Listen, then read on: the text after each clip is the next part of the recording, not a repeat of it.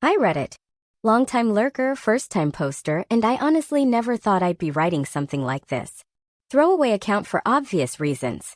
So for context, I, 28F, recently had a birthday, and my family threw me what I can only describe as the most bizarre birthday celebration I've ever had. Normally, my birthdays are chill but fun. My older sister Rachel, 31F, is the planner of the family, and she always goes all out. Party games, drinks, themed cake, real food, and some kind of group activity. Last year it was a karaoke night at my parents' house. The year before that we did a backyard barbecue. It's never anything wild, but it's always full of love, laughter, and most importantly, booze and sugar. This year was different. Strange. Off. And not in a subtle way. I'll try to lay it out as clearly as I can. My family includes my mom, Nancy, 58F, classic overbearing suburban mom. She means well but can be very controlling. My dad, Frank, 62M, mostly quiet but definitely mom's backup singer. Rachel, the perfect older sister. Married, 2 kids, Pinterest board for everything. My brother Tyler, 24M, kind of a bro but harmless. Lives with his girlfriend, Maya, 23F, who was also there. And me, the black sheep apparently. I showed up to the birthday dinner at my parents' place around 6 p.m. Everyone was already there. A bit strange since usually they wait for the birthday person to arrive before starting appetizers or drinks. This time, everyone had already opened soda cans, sparkling water, and coffee. I remember blinking like, okay, maybe they're just pacing themselves? Then the appetizers came out, veggie trays, crackers, and some kind of weird hummus with no seasoning. No cheese board. No mini meatballs. No wine. Not even cider. I asked Rachel if she forgot to chill the Moscato, my favorite, and she gave me this weird smile and said, "Oh, I thought we'd go super clean this year. Detox birthday. You'll thank us." What? Still trying to be polite, I asked if there would be any wine later and my mom chimed in, "No need for alcohol, sweetie. You've been working so hard lately, we thought you'd appreciate something lighter." Again, what? Then came the dinner. Grilled chicken with no seasoning, brown rice, steamed broccoli. My family has never had a clean eating phase. This isn't even a family that talks about health. I literally watched my dad finish a tub of fudge last Thanksgiving by himself. So now suddenly they're worried about salt and sugar? It gets worse. They brought out a cake. And I swear to God it was the saddest thing I've ever seen. A single layer vanilla cake with no frosting. Just some kind of fake whipped yogurt on top and a few blueberries. No candles. My name was written in granola. You heard that right. Granola. Rachel served everyone a piece and looked right at me and said, "Hope it's not too sweet." I stared at the crumbly slice in front of me and realized there was no sugar in this cake. I half laughed and said, "Okay, are we on some kind of diet cult now or what?" Everyone sort of chuckled nervously. Tyler avoided my eyes. Maya looked like she wanted to disappear into the wall. My mom put her hand over mine and said, "We just thought we'd do something healthy for a change. No harm in that, right?" But I knew something was up. Because then came the worst part. After the cake, Rachel handed me a small gift bag and said, "Just a little something we thought you might find useful." Inside the bag? A pack of prenatal vitamins. I swear to God. I froze. My brain was screaming. Everyone stared at me like I was a science experiment. I looked up at them and asked, "What is this?" Rachel gave this faux casual shrug and said, "Just in case, you know? You've been acting a little off lately. We figured it wouldn't hurt to be prepared." I asked her if she was joking. She wasn't. Apparently, and this came out because Maya cracked after dinner and confessed everything, my mom and Rachel had conspired to test whether I was pregnant by throwing me a trap birthday party. That's why there was no alcohol, no sugar, and a focus on clean eating. They assumed if I was pregnant, I wouldn't say anything, but I'd avoid drinking or certain foods. Like a gotcha moment. I felt like I'd been slapped. Turns out they'd been gossiping for weeks. My mom said she noticed I was glowing lately, and I'd been moodier in group texts. Rachel swore she saw me touch my belly once when I visited their house a month ago. Even my dad admitted he thought I was nesting, because I'd been redecorating my apartment. So they decided to bait me. I left. I didn't scream. I didn't cry. I just stood up, walked out, got in my car and left. I haven't spoken to them in 4 days. They've been blowing up my phone. Rachel says I overreacted, and that they were coming from a place of love. My mom says I should just tell them the truth. Tyler apologized in private and said he didn't agree with it, but was scared to say anything. Here's the kicker, Reddit. I am pregnant.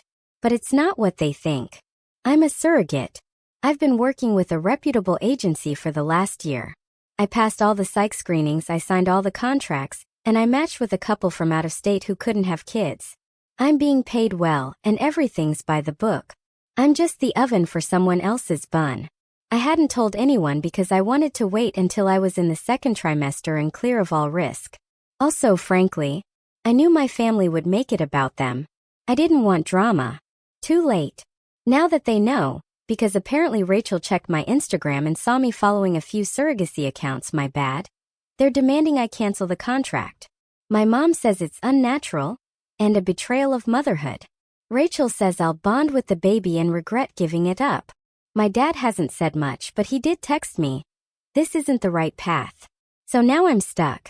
ITA for walking out on my fake birthday, and AITA for not telling my family about the surrogacy, because now they're calling it a betrayal.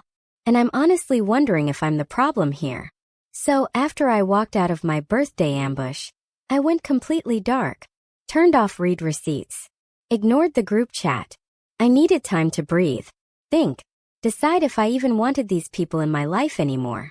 I spent the weekend binge-watching trash TV, eating ice cream straight out of the tub, and talking to my friend Jess, the only person who knew about the surrogacy from the beginning.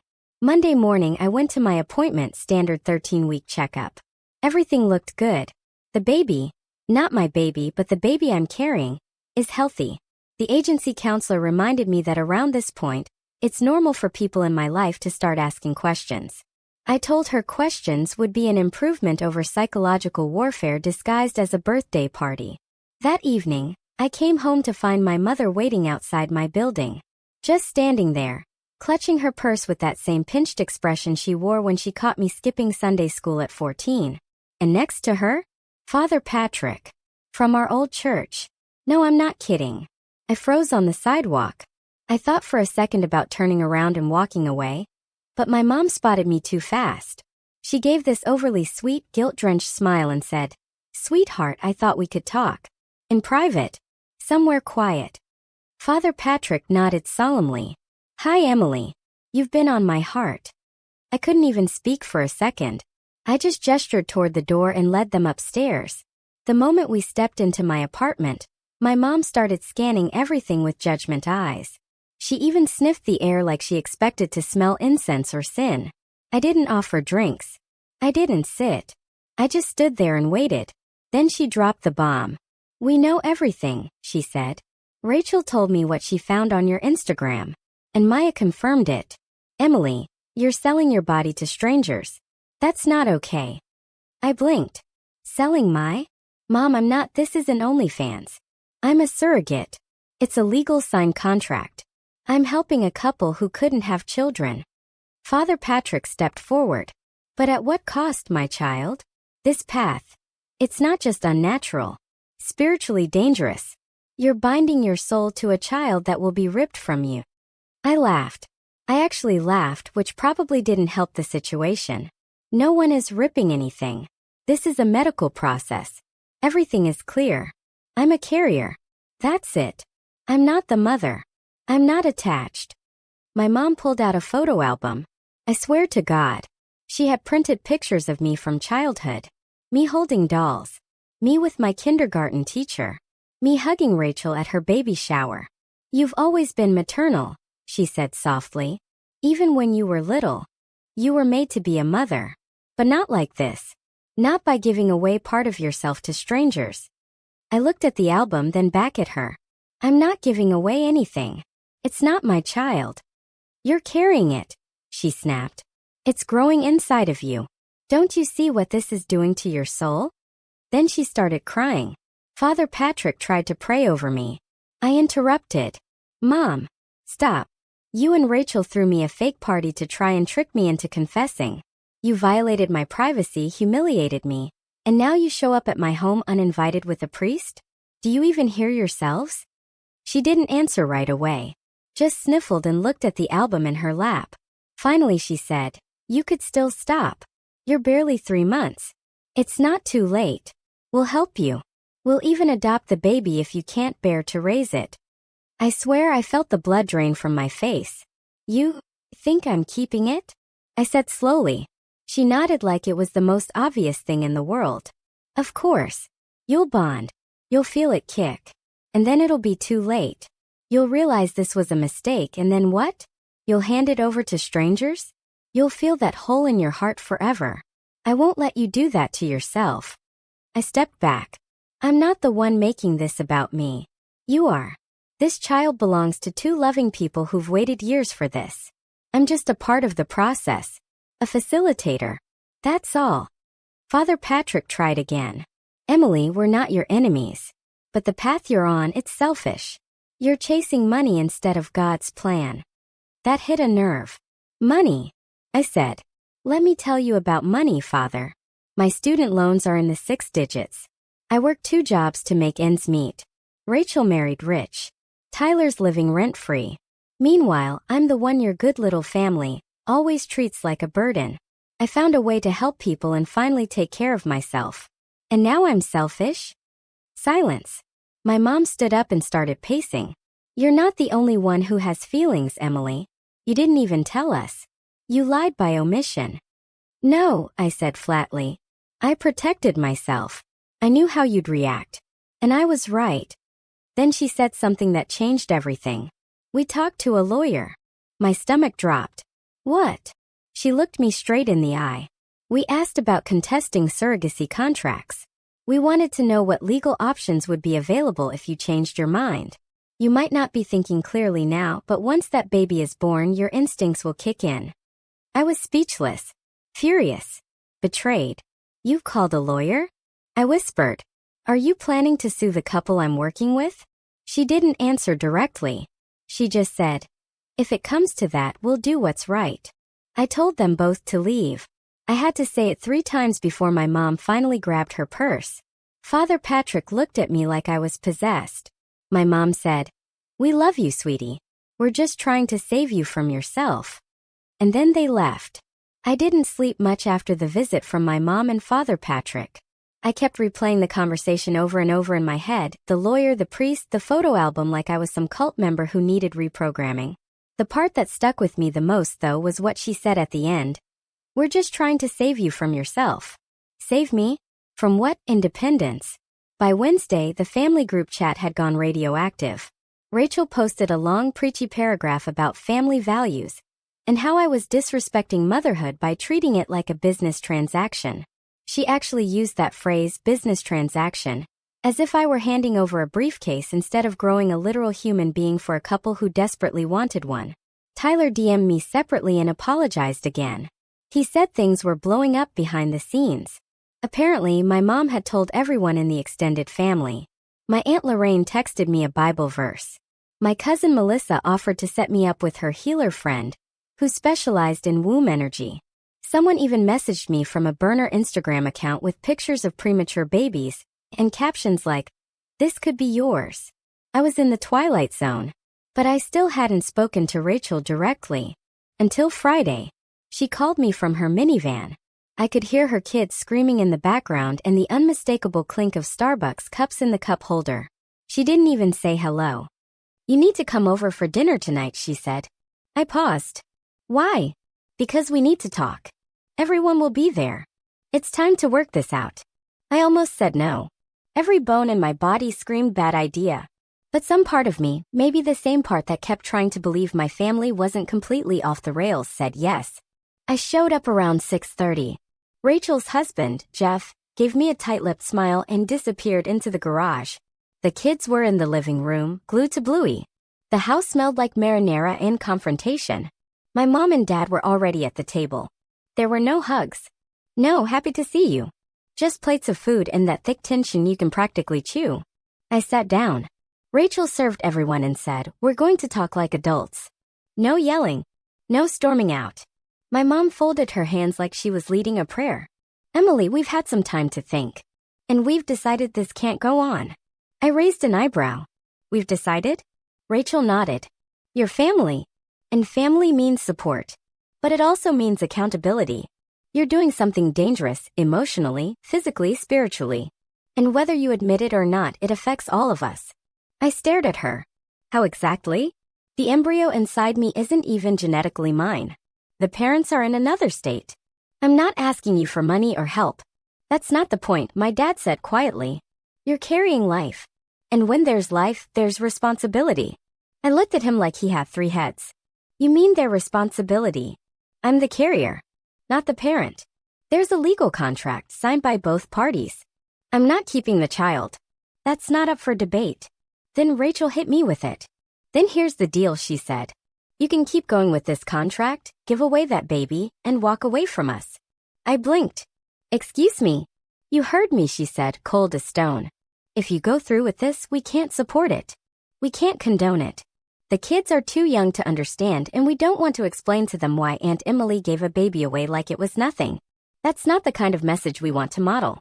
My mom added, it's tearing this family apart. People are fighting, your cousin Max uninvited us from Easter dinner, and your grandmother cried for 3 hours. If you love us, you'll walk away from this madness. I stared at my plate. It was spaghetti. My favorite. Rachel always made it when she wanted something from me. I suddenly realized this whole dinner was a performance right down to the sauce. So what are you saying? I asked slowly. That I stop the contract, or I'm out of the family? Rachel didn't flinch. It's not a punishment. It's a boundary. My dad said, you'll always be our daughter. But we can't support choices that go against our values. That's not judgment. That's just truth. My heart was pounding. I could feel it in my neck. I stood up. I can't believe this, I said. You're disowning me for helping someone have a family? Something you all have? Mom, you have 3 kids. Rachel, you popped out 2 toddlers back to back and complain about them on Facebook every day. I'm giving that chance to someone who wants it, and you're calling that immoral. You're selling it, Rachel said, voice rising. You're making a profit off of life. I stared at her. Would you say that to a midwife? A fertility doctor? A neonatal nurse? No? Then don't say it to me. My mom started crying again. Please don't do this, sweetie. We're begging you. You're not thinking clearly.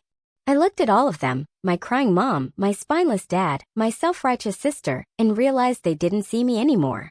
They saw something broken. Shameful. A project to fix.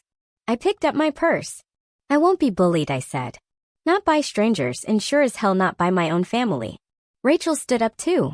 Then you're choosing them over us. That's your decision. I didn't answer. I just walked out the door. Again. But this time I knew it was different. Because this time, I wasn't coming back. The next few days were eerily quiet. No calls, no texts. The family group chat was silent. Even Tyler had gone off the radar. I half expected someone to show up at my door with a casserole and a tearful apology, but nope. Just silence. Like I'd already been cut out of the family photo album and mailed off to some emotional Siberia. For a moment, I felt peace. It was a grim peace, sure, the kind that feels more like numbness than calm, but after weeks of gaslighting, interference, and moral lectures, the silence was almost welcome. That peace lasted exactly 48 hours. Until I got a notification that my Aunt Lorraine had tagged me in a Facebook post. Now, I'm not much of a Facebook person these days.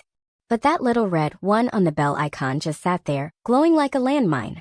Against my better judgment, I clicked. And found this. Lorraine Matthews. Folded hands, family is sacred. Motherhood is sacred. And watching someone we love stray so far from God's design has broken our hearts. Please pray for my niece Emily, who is involved in a surrogacy contract that is deeply unnatural and exploitative. She needs love, guidance, and truth. We are doing everything we can to intervene with grace. This is not an attack, it's a rescue mission. Folded hands. Hashtag family first, hashtag surrogacy is not motherhood, hashtag pray for Emily. There were pictures. A collage. One of me at my college graduation. One of me holding Rachel's firstborn when he was a baby. One of me and my mom at the beach 3 years ago. All smiley. All lifted completely out of context to frame me like I was a fallen angel in need of prayer and pity. And the comments. Oh God, the comments. From people I hadn't seen since I was 12. So sad. I remember when Emily was such a sweet girl. This new generation just sells everything, even babies. Prayers up. Maybe she'll miscarry and see it as a sign. These agencies exploit vulnerable women. She's clearly been brainwashed. I'd sue the couple for spiritual interference. I couldn't breathe. It felt like someone had dumped cold water over me. I started shaking. My hands couldn't even hold the phone still. They'd gone public. They turned my medical arrangement into a community gossip pit, under the guise of prayer and concern. No one had even tried to message me privately. They just went straight to social media to frame me like some fallen prodigal daughter in need of saving. I tried to report the post. Facebook said it didn't violate their standards. So I commented. Just one sentence. You have no idea what you're talking about and you do not speak for me. It took 2 minutes for my mom to call. I didn't answer. She left a voicemail. Emily, I asked Lorraine to make the post. It's not an attack, it's a call for help. You don't understand the spiritual consequences of what you're doing. If this is the only way to reach you, so be it. Then came Rachel. She texted. Don't start drama online. You already caused enough offline. Caused enough? Like I'd burn down the church instead of literally helping create life for people who couldn't. I was furious. No, scratch that. I was done. I texted back. If I see one more post with my name or photo in it, I will pursue legal action. This is harassment, defamation, and a complete violation of privacy. Tell your prayer circles to back off before I involve a lawyer. That got their attention. Rachel replied in all caps, You're threatening your own family? Yes. Yes, I was. Because apparently, being related doesn't give people the right to stalk your uterus on the internet. The very next day, I had a Zoom call with the surrogacy agency's legal rep. I explained everything: the party, the pressure, the surprise priest, and now the social media crusade. Her face didn't even flinch. Apparently, I wasn't the first surrogate whose religious relatives tried to liberate her from her own contract. She reassured me that my contract was airtight, my medical information was protected, and no one could legally interfere unless I allowed them access. She even offered to draft a cease and desist letter if the harassment continued. I felt like I could breathe again. Until Saturday morning. I went out to grab coffee, and when I came back to my apartment building, I found a pamphlet shoved into the gap of my front door. Homemade. Black and white. Folded 3 ways like a church bulletin. On the front, the price of playing God when the womb becomes a marketplace. Inside, Bible verses, pictures of crying babies, testimonies from former surrogates who regretted giving away their gift from God. One section even said that surrogacy opens portals to demonic influence through the trauma of separation. In the corner, in familiar handwriting, Emily, please read. We still love you. Mom. I sat down on the stairs and just stared at it for a long time. Part of me wanted to scream. Part of me wanted to cry. But mostly I felt hollow. This wasn't love. This wasn't concern. This was coercion dressed in Christian drag. This was a campaign. They were trying to shame me back into their arms. And the cruelest part? They still thought they were the good guys. After the pamphlet, I finally blocked my mother. I didn't text back. I didn't explain. I didn't send a long message saying please stop, because clearly, please was a word my family no longer heard. I blocked Rachel too. And Aunt Lorraine. And every single cousin-in-law and church lady who'd taken it upon themselves to rescue me. I kept Tyler unblocked. I don't know why. Maybe because he hadn't posted about me. Maybe because he still felt like Switzerland. It bought me 3 days of peace. Then came the invitation. A pink envelope. Handwritten. No return address, but I recognized the handwriting immediately. Rachel's neat, type A cursive, the kind that screams organized bake sale tyrant. Inside was a card. To Arts *** baby shower. To Arts. In honor of the little miracle growing in our family. Come celebrate life, love, and second chances. Saturday at 2 p.m. Rachel and Jeff's house. RSVP by Friday. No mention of me. No signature. But it didn't have to say more. They were throwing a baby shower for a baby that wasn't theirs. A baby that wasn't mine either. It was a surrogate pregnancy. A legal agreement. A job I took willingly with consent and clarity. And yet somehow my family had decided it was their child. Their miracle. Their drama to rebrand and make palatable for suburban gossip. I stared at the card for maybe 10 minutes, trying to decide if this was a joke, a last-ditch guilt trap, or just delusion. Then Tyler texted. Hey! I know you blocked everyone. But I think you should come Saturday. Not for them. For yourself. You should see what they're doing. I'll have your back. So I went. I told myself I was going for closure. Or maybe just proof that I wasn't crazy. that they were actually doing this, that I hadn't hallucinated the last month of slow-burning family insanity. I pulled up to Rachel's house at 2:05 p.m. on Saturday and immediately knew I'd made a mistake. There were balloons tied to the mailbox, pink and gold, a banner that said, "Welcome, little angel," and a printed sign on the front lawn in script font, "Celebrating the gift of life, from our family to yours." It felt like walking into a funeral staged by people who hadn't met the deceased. I went inside. The house was packed. Women in pastel dresses, card tables covered in baby bottles and sugar cookies shaped like booties. There was a table labeled "Prayer Requests for Baby" with little cards that read, "What I hope for this little girl is." This little girl. They didn't even know the gender. The intended parents had opted out of knowing until birth. And here they were, claiming, naming, praying over a child who legally and biologically had nothing to do with them. I found Tyler near the kitchen. He handed me a Sprite and whispered, "I told you. This is psychotic." Then I saw her. Rachel. Wearing a sash. Auntie again. She was glowing. Laughing. Posing for pictures in front of a backdrop that said "Miracle in the Making." I marched over. "Can we talk?" She blinked, all fake innocence. You came. We need to talk. Now." She sighed, like I was the one ruining the day. She led me down the hall to her office and shut the door behind us. "What the hell is this?" I hissed.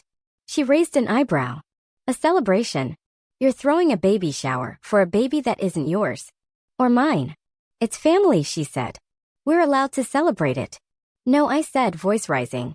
"You don't get to hijack this pregnancy for your own narrative. You don't get to put a banner on your lawn like this child belongs to you. You're treating this like a redemption arc for you." Her eyes narrowed. "You don't get it. We were trying to bring you back into the fold. This was supposed to be a bridge." "By what? Gaslighting a room full of people into thinking this is your miracle? You are erasing the actual parents of this child."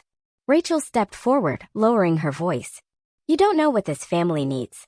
Mom is devastated. Grandma hasn't stopped praying. We had to spin it this way or people would think we'd lost you. This party is damage control." I blinked. "So now I'm PR damage." She didn't respond. Then, without warning, my mom barged into the office. "Emily," she said, flushed and breathless. "We're about to open gifts. Don't ruin this." "I'm not ruining anything," I said. "You already did that when you pretended this pregnancy was some holy family event instead of a private medical arrangement that doesn't involve any of you." Then she said it. "Maybe not yet. But if you wake up and realize you can't give that baby away, we'll be ready." My mouth fell open. "What?" Rachel joined in casually. "We spoke to a contact at a family law firm. If something goes wrong, like if the couple backs out, or if the contract fails, or you want to keep the baby, we can file to adopt. Keep it in the family." I was shaking. "You have lost your minds. You're fantasizing about stealing someone else's child." My mom's voice turned cold. "We're preserving a life. One that God placed in you. That's not a coincidence, Emily. It's divine purpose." There was a knock at the door. Then the voice of a woman I didn't recognize. "Hi, I'm sorry to interrupt. Emily? I'm Olivia. I'm the intended mother." Silence. I opened the door slowly. And there she stood. Early 40s. Blue dress. Nervous smile. She looked nothing like the image my family had constructed in their minds, not a shadowy liberal lesbian couple from L.A., not some villainous career woman buying a baby, just a kind-eyed woman with hope etched all over her face. "I saw your post on the agency board," she said gently. "That you might be in trouble. I flew in this morning. I had to see for myself." Rachel gasped. "You invited her?" "No," I said. "She invited herself. Because she cares. Because unlike you, she understands this isn't her moment. Or mine. It's the baby's." My mom took a step back. "You brought this stranger into our home?" "Your home," Olivia said quietly.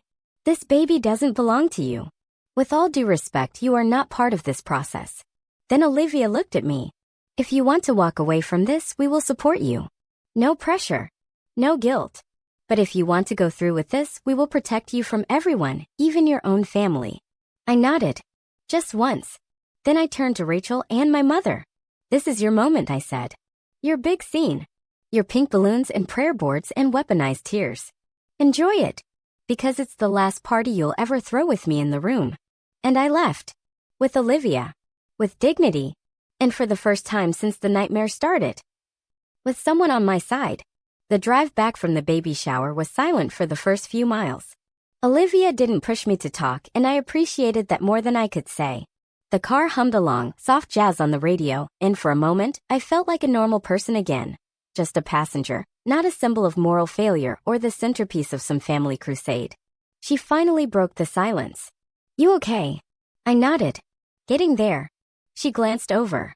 "I can't believe they threw a shower. Without telling you. Without telling us." I snorted. "They've gone full delusion. They think if they decorate in pastel pinks and print enough Bible verses, they can manifest this baby into the family tree." Olivia sighed. "This isn't the first time I've heard stories like this from surrogates, you know. It's rare, but it happens. Families get possessive, controlling, territorial, even when the baby has nothing to do with them." I stared out the window. "They think I'll change my mind. That I'll keep the baby? That it'll all click one day. And will you?" I looked at her. No. This was never about me wanting a child. It was about me helping someone else. And paying off my student loans. She smiled faintly. "Fair enough."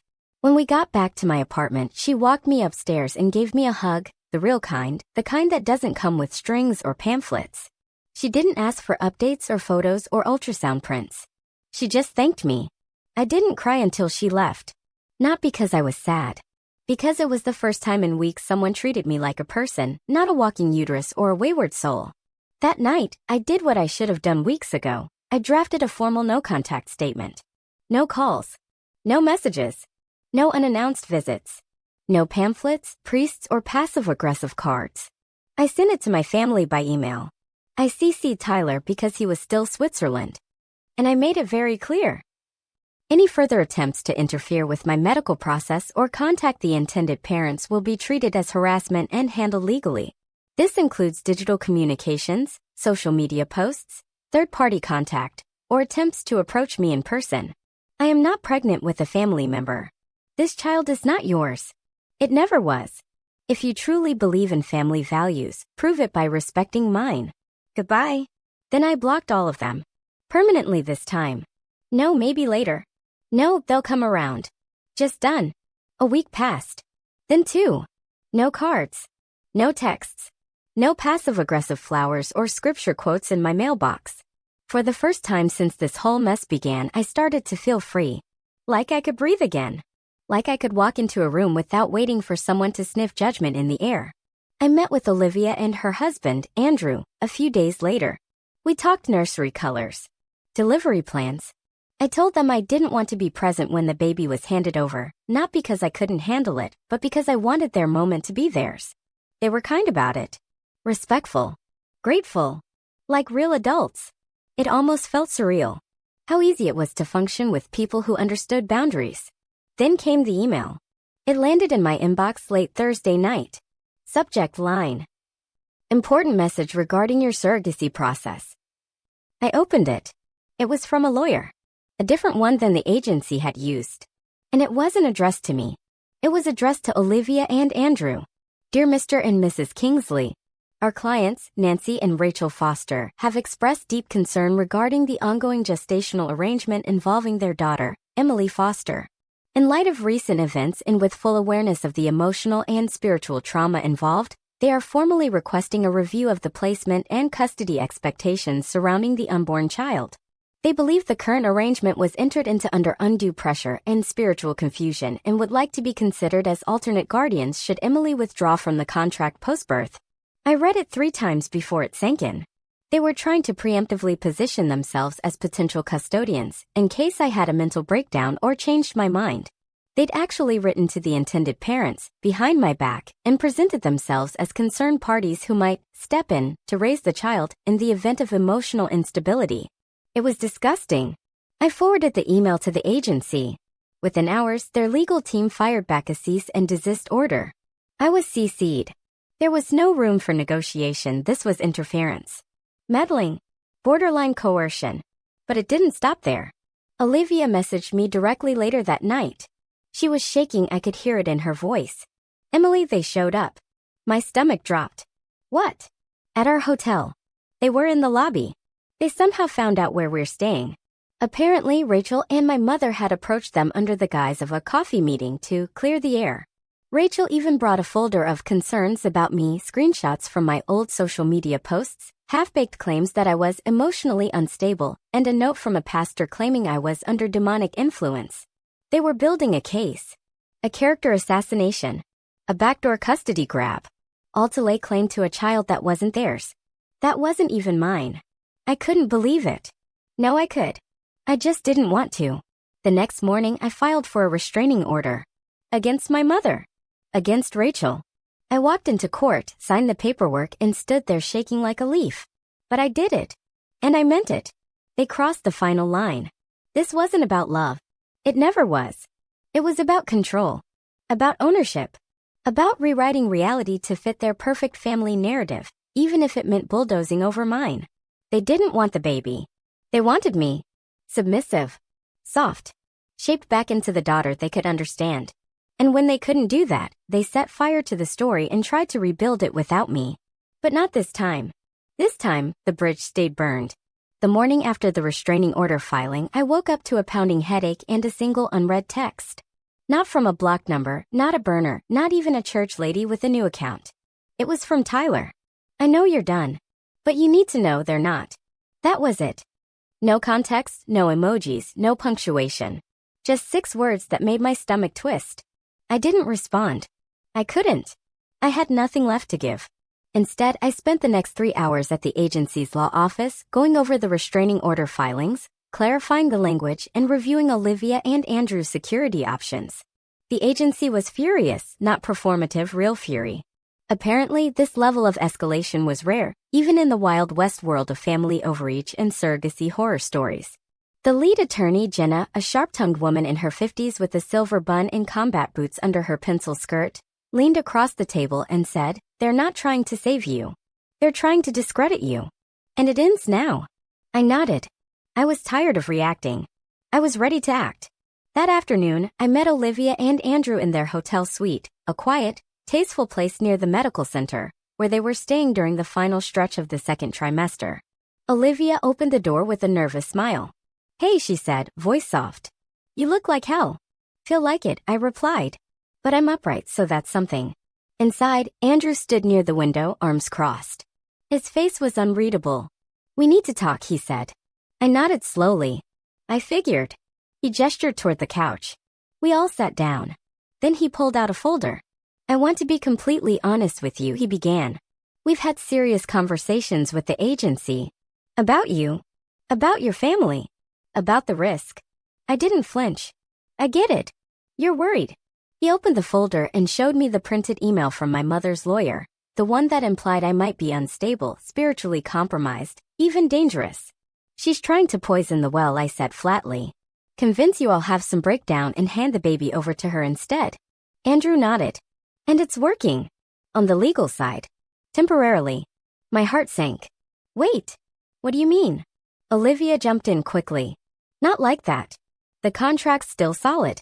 But because the interference is ongoing, and because you're the vector, biologically, there's now a paper trail. If they tried to claim emotional distress later, it could get messy. For all of us." I felt the panic rise in my throat. "So what are you saying? You want to back out?"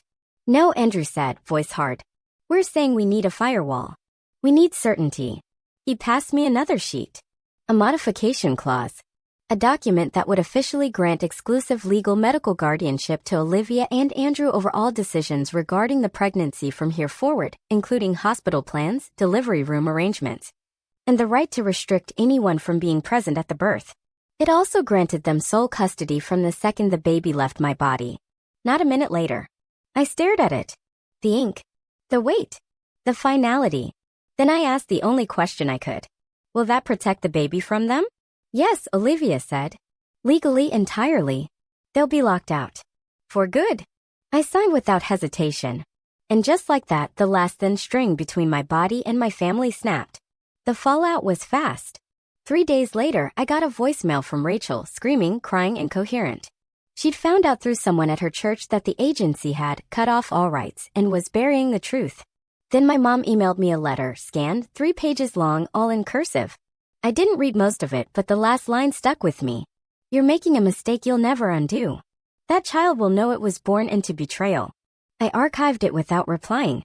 Because here's the thing, Reddit. This wasn't betrayal. This was liberation.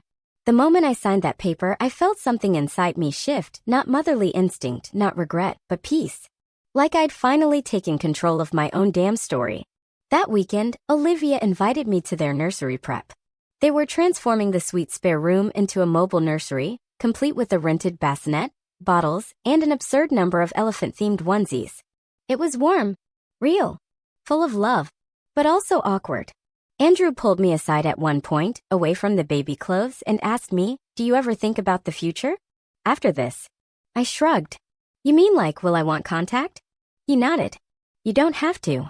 But you should know we're open to it. We don't see you as disposable." I looked him in the eye. I don't want to be involved after the birth. Not because I don't care, but because I do. Too much. I know myself. I know the lines. And I don't want to blur them. He nodded. Fair. Then after a long pause I added, "But maybe you'll send a photo someday. Just one. So I know she's okay." Olivia heard that. She smiled across the room. "We will. As of now, I'm 26 weeks. Third trimester is coming fast. The hospital plan is locked. Olivia and Andrew will be in the delivery room. I'll be sedated. No visitors. No family allowed within 50 feet of the maternity floor. The agency has arranged for private security. I've got one job left to do. Carry this little girl to the finish line. Not for me. Not for my family. But for her. The only one in this whole circus who didn't ask for any of this. And I'll do it. Even if it breaks me. Because unlike my family, I don't treat life like a trophy." The morning of the delivery, the sky was gray. Rain was drizzling in sheets, soft but relentless, soaking the sidewalks as we pulled up to the hospital. Olivia sat beside me in the back seat of the agency car, white-knuckled and silent, clutching her go-bag like it was a life preserver. Andrew rode up front next to the driver, his jaw tight, eyes darting between his phone and the windshield. I was calm. More than calm. Numb. I'd been having contractions on and off all night, soft ones, early labor signs. The doctor had induced me at 39 weeks, partly for medical convenience, partly for legal reasons. The paperwork was signed. The restrictions were in place. No visitors allowed without clearance. No family on the list. But still, I kept checking the hallways, watching every face that passed by, expecting my mother to appear in a surgical mask and pretend to be someone else. Expecting Rachel to barge through a nurse's station holding a fake court order and a crucifix. They didn't come, but I felt them, like ghosts pressing up against the glass. They started the Pitocin drip at 9:04 a.m. By noon, the contractions had spiked. Deep, grinding things that tore through my spine and made me sweat in places I didn't know could sweat. Olivia held my hand the entire time. Andrew stayed back, giving us space, just pacing the corner and whispering with the nurse. Around 3 p.m., the anesthesiologist came. By 3:30, I was riding the epidural wave, floating just above the pain like driftwood on a stormy sea. They dimmed the lights. Turned the monitors low. A nurse brought me ice chips. Olivia whispered stories about the books she would read, the lullabies she was already practicing in her car alone just to get them right. I listened, eyes closed, trying not to picture the face of the baby I was about to hand over. Because I knew I would love her. Not the way a mother loves, I'd built walls against that. But still a love. A grief. A goodbye. At 6:42 p.m., I delivered her. She didn't cry right away. There was a moment, long and silent, when the room froze and the doctors moved faster than I could track. I saw Olivia's face go pale, Andrew's knuckles go white. And then, she wailed. Loud. Raw. Furious. It was the most beautiful sound I'd ever heard. The nurses wrapped her. Cleaned her, checked her vitals. And then they turned to me. "Do you want to hold her?" I hesitated. My heart screamed yes.